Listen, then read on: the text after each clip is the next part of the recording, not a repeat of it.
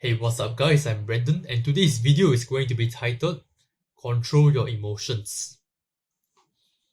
So I would say that I myself is quite a emotional guy based on what my friends told me, based on my experience, based on some personality tests.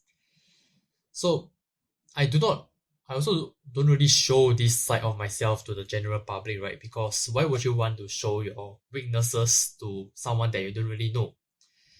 So the problem with that is you have all of these pent up negative emotions and then you don't really show it to the public as well. You just bottle it in. And usually the person that is going to suffer from your emotional outburst is probably going to be someone that is close to you. Can be your friend, your close friends, your family, your loved ones. And that's really not what we want, right? Because they don't deserve to face our emotional outbursts. Which is why I really want to change this part about myself. I want to stop showing like my emotional outbursts to my parents, to my loved ones. So I want to change this part about my life, and then how can we actually go about doing it? So I would say doing breath work, meditation daily is definitely a good start because it helps to regulate our emotions. It can also be used as like a band-aid or like a quick fix when you feel very, very angry and you just need some time to like breathe. And usually most of the time you can regulate your emotions that way. However, I feel meditation and breath work is not going to be the solution to your pent up emotions issue because they are not so you are not reducing the amount of stressful situations you are in and you are not releasing your emotions either.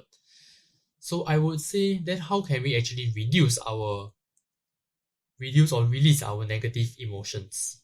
So one of the first thing we can do to help us or reduce these negative situations is to really stop gossiping, and it will allow us to have a more positive outlook in life.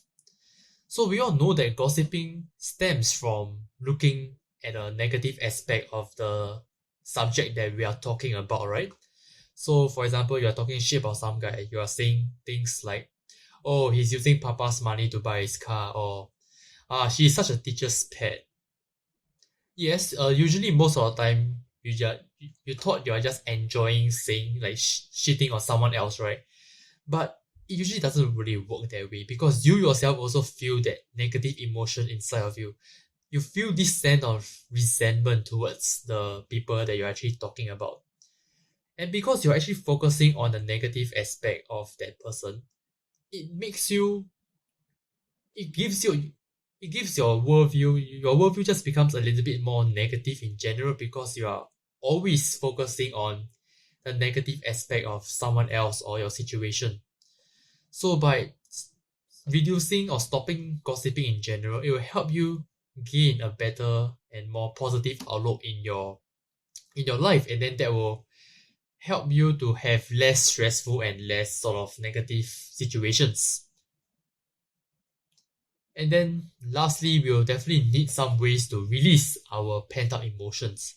So two good ways definitely going to a fighting club, boxing or some martial arts club.